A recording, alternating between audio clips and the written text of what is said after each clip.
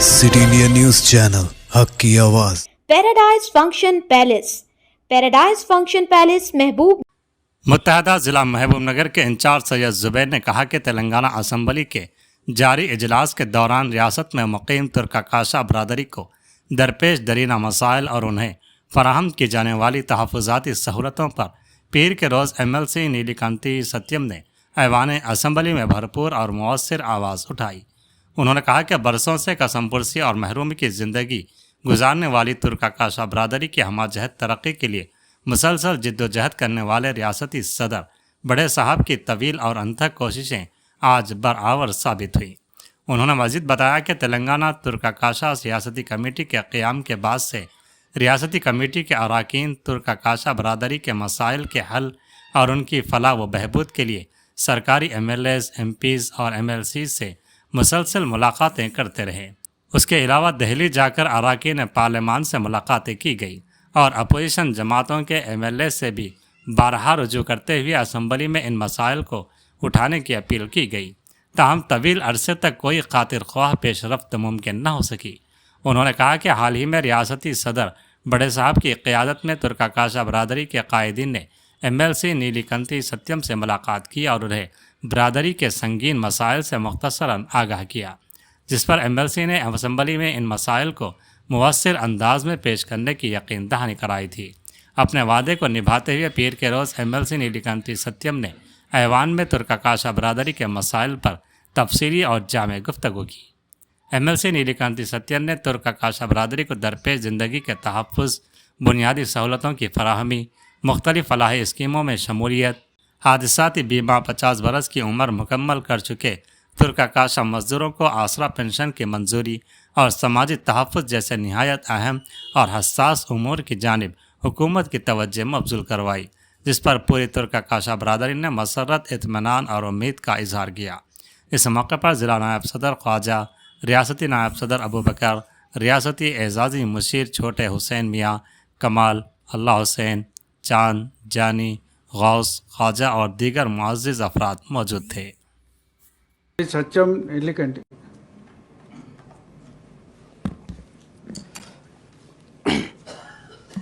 అధ్యక్ష, ప్రధానంగా ఈ తెలంగాణలో ఈ గుట్టల్లో రాళ్ళు కొట్టే కార్మికులు, ముఖ్యంగా తుర్కకాశ అనేటువంటి BCEలో ఒక వర్గం వాళ్ళు ప్రధానంగా ఈ కడీలు, గుట్టలో రాళ్ళు కొట్టేటువంటి వాళ్ళు. సరే, ముఖ్యంగా ఇన్ని సంవత్సరాల తర్వాత కూడా వాళ్ళు అక్కడక్కడ సమాజంలో చాలా బాధాకరంగా, ఎందుకంటే వాళ్ళకి ఎలాంటి ప్రమాద బీమా కానీ లేకపోతే విద్య కానీ వైద్యం కానీ అనేక రంగాలల్లో వాళ్ళు బాగా వెనుకబడి ఉంది. అందులో ముఖ్యంగా నల్గొండ జిల్లాలో ఈ తుర్కకాశ అనేవాళ్ళు కాశవరగూడెం పేరుతో కొన్ని గూడాలే ఉన్నారు. అందువల్ల వాళ్ళు చాలా ఇబ్బందికరంగా మరి ఉన్నటువంటి వాళ్లకు ఈ ప్రభుత్వం మరి ఆదుకోవాలని మీ ద్వారా ఈ ప్రభుత్వానికి విజ్ఞప్తి చేస్తూ ఉన్నాం.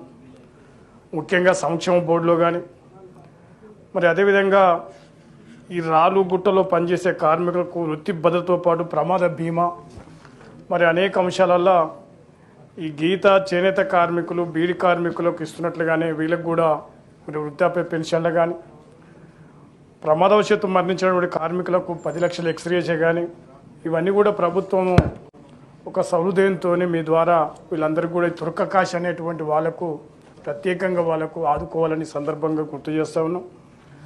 మరి దాంతోపాటు ఒక అంశం ఏంటంటే, పాపం ఎంత బాధాకరం అంటే వాళ్ళంతా రాళ్ళు ఈ గుట్టల మధ్యన అనేక సందర్భాలు చనిపోయి దెబ్బలు తాకినటువంటి సందర్భం మనకు కనబడుతూ ఉంటుంది.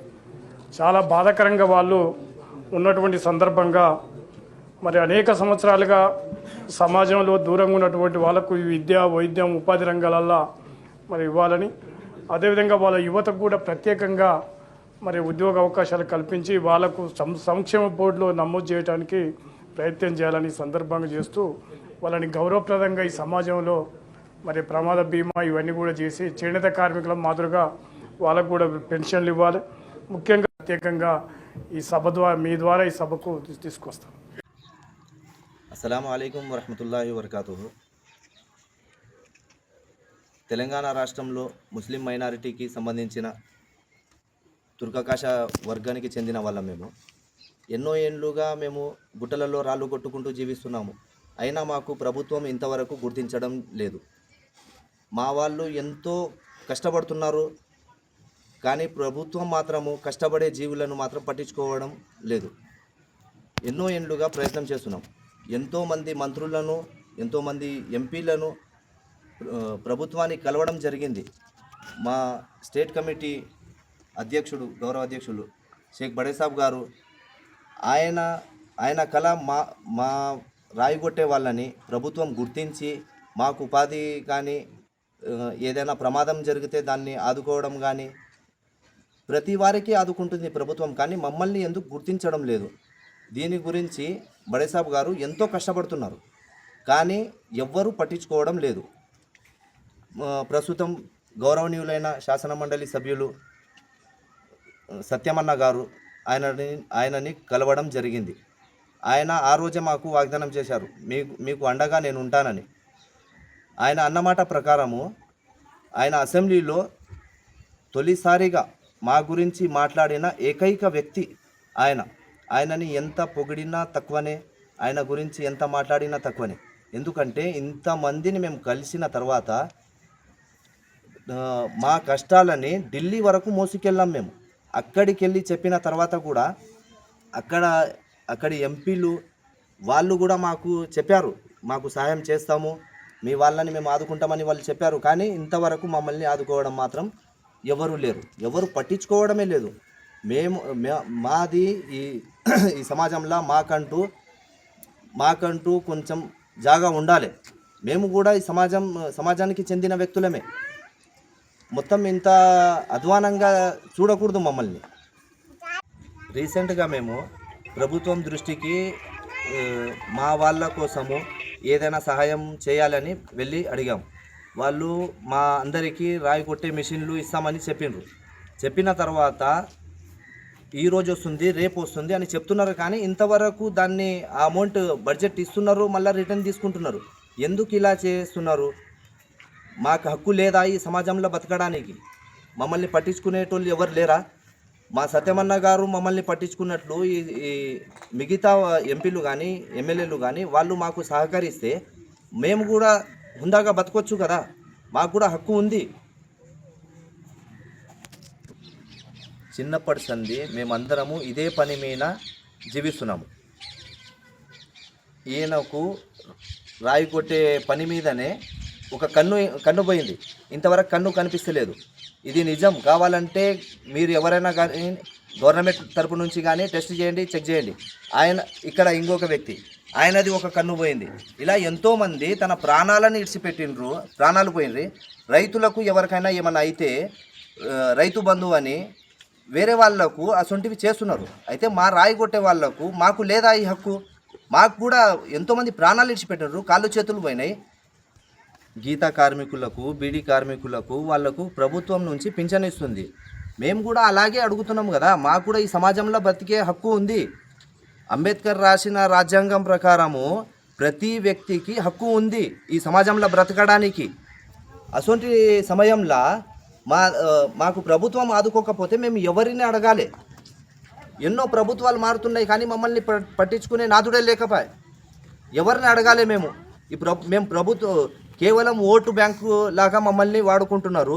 ఈ తెలంగాణ రాష్ట్రంలో దాదాపుగా 4 లక్షలకు పైబడిన ఉన్నాం మేము రాయగొట్టే తుర్కకాష కార్మికులం. మమ్మల్ని ప్రభుత్వం పట్టించుకోకపోతే ఇంకెవరిని పట్టించుకుంటారు? మాకు కూడా హక్కు ఉంది. తెలంగాణ రాష్ట్ర ముఖ్యమంత్రి గారికి అయ్యా మేమేం చెప్తున్నామంటే, మాకు వేరే వాళ్ళలాగా మమ్మల్ని కూడా ఈ సమాజంలో బతికే హక్కు ఉందని మీరు గుర్తించండి చాలు. ఎంతోమంది సీఎంలు మారినరు, కానీ మమ్మల్ని ఇంతవరకు పట్టించుకున్న వాళ్ళు అయితే ఎవరు లేరు. మీ మీద ఎన్నో ఆశలతోనే ఉన్నాం. మీరు కూడా ఇప్పుడు మమ్మల్ని పట్టించుకోకపోతే భవిష్యత్తులో ఎవరన్నా పట్టించుకుంటారన్న ధైర్యం కూడా మాకు లేదు. మీరే దయచేసి మమ్మల్ని కొంచెం అర్థం చేసుకొని మా వాళ్ళని మీరు సర్వే చేయండి, మీరు తెలుసుకోండి మా పరిస్థితులు ఎలా ఉన్నాయి, మేము ఎలా బతుకుతున్నాము, ఎన్ని కష్టాలు పడుతున్నాము, దాన్ని మీరు చూడండి. మీరు చూడకపోతే ఎవరు పట్టించుకుంటారు? భవిష్యత్తులో వేరే వాళ్ళు ఎవరన్నా చూస్తారన్న ఆశ కూడా మాకు లేదు. మీ మీదనే ఎన్నో ఆశలు పెట్టుకొని ఉన్నాము.